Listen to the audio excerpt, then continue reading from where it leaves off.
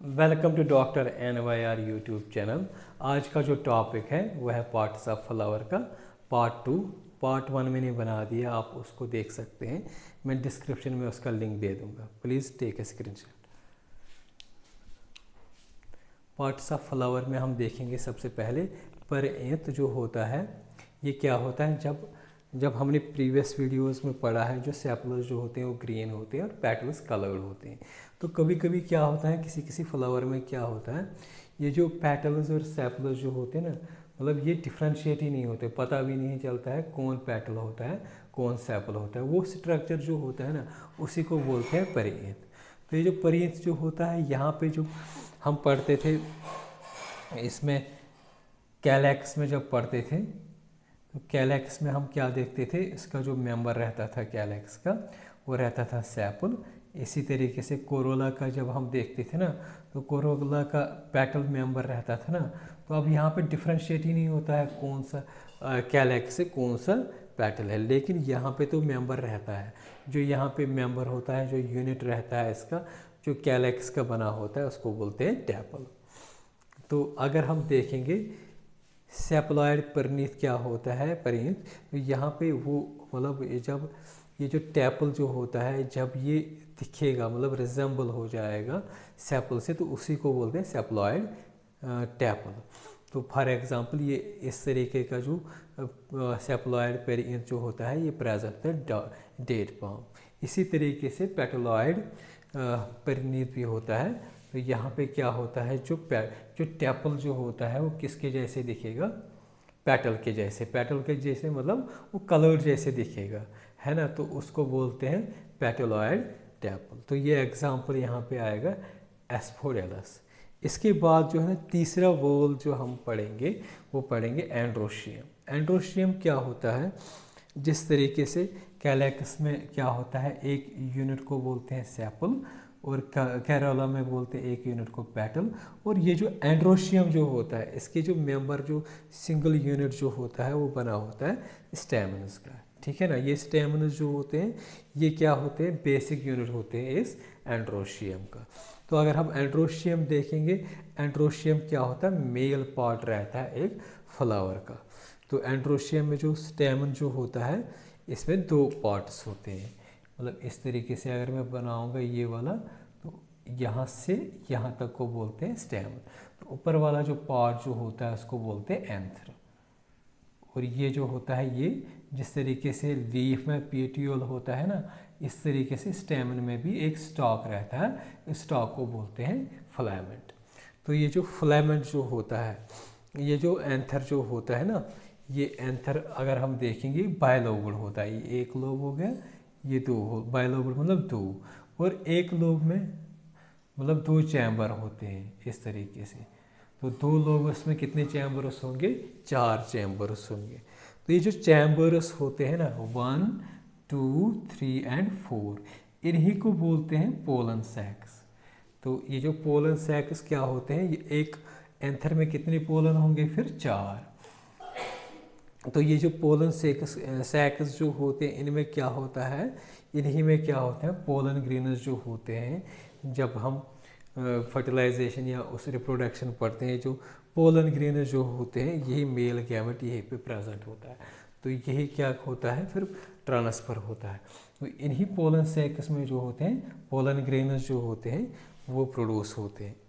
अगर हम कभी कभी क्या होता है, स्टेबलाइल स्टेमन जो होता है ना, तो उसको बोलते हैं स्टेमनॉइड। तो इसके बाद हम देखेंगे टाइप्स ऑफ स्टेमन। कभी कभी क्या होता है, जब ये जो स्टेमन जो होता है ना, ये मैंने यहाँ पे दिखाया, ये स्टेमन है, ये अटैच होता है किसके साथ, ये कलर वाले जो को क्या बोलते हैं, पेटल। जब ये इसके साथ अटैच होएगा ना, तो उस तरीके का जो ये स्टेमन को बोलते हैं, उसको बोलते हैं एपिपेटलस। तो एपिपेटलस अगर हम देखेंगे किस में एग्जाम्पल होता है, ब्रिंजल फ्लावर जो होता है उसमें ये प्रेजेंट होता है। तो सिंपली हम एपिपेटलस को क्या बोलेंगे, ये ऐसा स्टेमन होता है जो अटैच होगा किसके साथ, पेटल के साथ। नेक्स्ट वाला जो होता है एपिफाइलस, एपिफाइलस है इसको बोलते हैं एपिटैपलस भी कभी कभी, एनसीईआरटी में सिर्फ लिखा है एपिफाइलस। तो यहाँ पे क्या होता है, ये जो स्टेमन जो होता है ये फ्यूज़ हो जाएगा परिएंथ में। परिएंथ में क्या होता है, पेरिएंथ में क्या होता है, वो उसका जो मतलब एक यूनिट जो होता है उसका टैपल है ना, तो टैपल के साथ जब फ्यूज़ हो जाएगा तो उसको एपिपेटलस भी बोलेंगे। तो यहाँ परिएंथ के साथ फ्यूज़ हो जाएंगे तो उसको बोलेंगे एपिफाइलस है एपिपेटलस। तो यहाँ पे क्या होता है, यहाँ पे अगर हम एग्जांपल देखेंगे, लिली जो फ्लावर होता है उसमें इस तरीके का जो स्टेमन जो होता है वो प्रेजेंट होता है। इसके बाद हम देखेंगे एक और टाइप होता है, वो होता है पॉलीएंड्रस। पॉलीएंड्रस में क्या होता है, स्टेमन जो होते हैं वो फ्री रहते हैं, वो फ्यूज़ नहीं होते हैं। तो इस तरीके का जो जिसमें स्टेमन्स फ्यूज़ नहीं रहते हैं, वो फ्री रहते हैं, उसको क्या बोलते हैं, पॉलीएंड्रस। एग्जाम्पल हमारा इसमें देखेंगे लिली या रेडिश। इसके बाद हम देखेंगे मोनोएडल्फस। मोनोएडल्फस का मतलब क्या होता है, जो स्टेमन्स जो होते हैं वो फ्यूज़ रहेंगे, एक दूसरे के साथ चिपकेंगे एक दूसरे के साथ। तो वो जो मतलब जब वो चिपकेंगे ना तो एक ही बंडल में रहेगा वो, मोनो मीन्स एक ही बंडल। मैंने यहाँ पे लिखा ये वाला जो स्टेमन जो होते हैं इसके साथ इकट्ठे बहुत सारे स्टेमन चिपके रहते हैं, लेकिन एक ही बंडल होता है, ऊपर से नीचे तक सिर्फ एक ही बंडल होता है। इसी को बोलते हैं मोनोएडल्फस। AD मैंने शॉर्ट में ही लिखा है यहाँ पे। तो इस तरीका का जो स्टेमन जो होता है वो प्रेजेंट होता है चाइना रोज़।